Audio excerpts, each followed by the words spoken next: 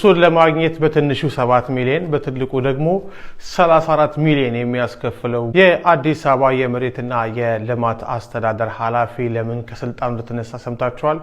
20 ሚሊዮን ከባለስልጣን ሙስና ተቀብሎ እንደገና ደግሞ ያ በደህንነት ሲደረስበት ለደህንነቶቹ 60 ሚሊዮን ብር ከፍሎ በዛ የተነሳ ከስልጣኑ እንደተነሳ ምንጮቻችን ገለጹ።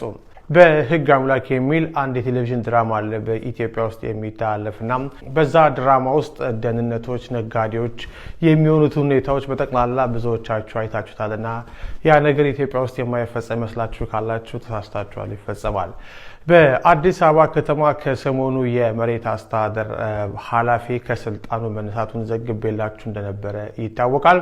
ከአዲስ አበባ ከተማ የመሬትና የልማት አስተዳደር 2 ኃላፊዎች ከስልጣናቸው በከንቲባ አዳነች አቤቤ መሰናበታቸው መዘገባችን ይታወቃል።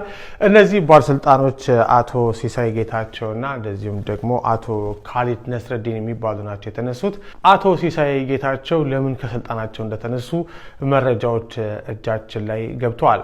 በደረሰን መረጃ መሰረት አቶ ሲሳይ ከአንድ ባለሀብት ለመሬት ለመስጠት ጉዳይ በመሬት ሙስና 20 ሚሊዮን ብር ጠይቆ ያንን 20 ሚሊዮን ብር ሊከፍል ሲል ባለስልጣኑ ደህንነቶችን አዘጋጅቶ ነበረ። እነዛ ደህንነቶች ደግሞ ይደርሱበትና እጅ ከፍንጅ ይዙታል። ባለስልጣኑ ሲሳይ ለነዛ ደህንነቶች 60 ሚሊዮን ብር ከፍሎ እሱ ደግሞ ነፃ ከወጣ በኋላ ይሄ ነገር ከንቲባዋ ጋር ሲደርስ ከንቲባዋ ወዲያውኑ አቶ ሲሳይንና እንደዚሁም ደግሞ አቶ ካሊድ ነስረዲን አንስተዋል። የአዲስ አበባ የመሬትና የልማት አስተዳደር ቢሮ ባለስልጣናት በየጊዜው ነው የሚቀያየሩበት፣ ከፍተኛ የሙስና ድራማ የሚካሄድበትና የአዲስ አበባ ያለቀሱ እናቶች መሬታቸው የሚቸበቸብበት ቦታ ነውና ይሄንን የሚቸበችቡት ደግሞ የመሬት አስተዳደር ባለስልጣናት ናቸው።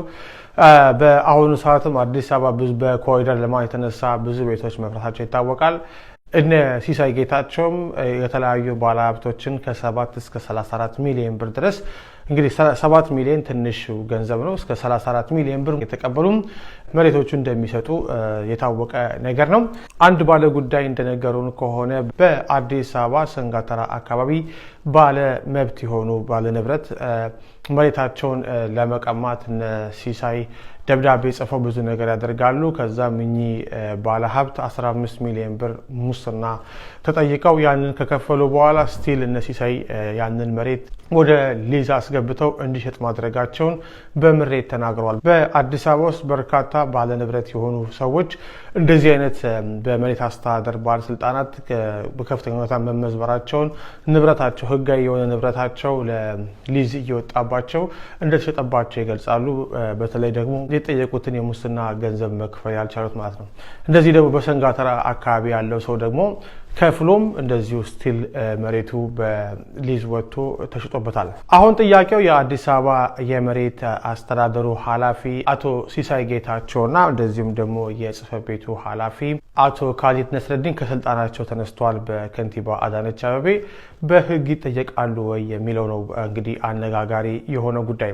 እንደነገርኳችሁ ሲሳይ ከባለሀብቱ 20 ሚሊዮን ብር ሊቀበል ሲል ያው ባለሀብቱ ደህንነቶችን ጠርቶ እነዛ ደህንነቶች ደግሞ እጅ ከፍንጅ እንዲይዙት ሊያስደረገው ነበረ። ግን ሲሳይ ከደህንነቶቹ ጋር እንደገና በመደራደር ለደህንነቶች 60 ሚሊዮን ብር ከፍሎ ነገሩን ለመገልበጥ ሞክሮ ነበር። ይሄ ግን ከንቲባዋ ጋር ደርሶ ከስልጣኑ እስከ መንሳት አድርሶታል።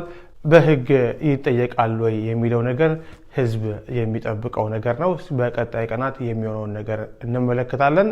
በአዲስ አበባ እንግዲህ በአሁን ሰዓት ላይ ያለው የመሬት ችብቸባው እዚህ ደረጃ ላይ ደርሷል። ባለስልጣኑ አቶ ሲሳይን የሚያውቁ የአንድ 3 የቅርብ ሰዎችን አናግረን ነበረ። በሲሳይ ሀብት በአሁን ሰዓት ላይ ከ3 ቢሊዮን እስከ 4 ቢሊዮን ብር ድረስ ይገመታል የሚሉት። እንግዲህ አስቡት የአዲስ አበባ መሬት ምን ያክል እየተቸበቸበ እንደሆነ፣ ምን ያክል ህዝብ ምን እየሆነ እንደሆነ እናንተ ፍረዱት።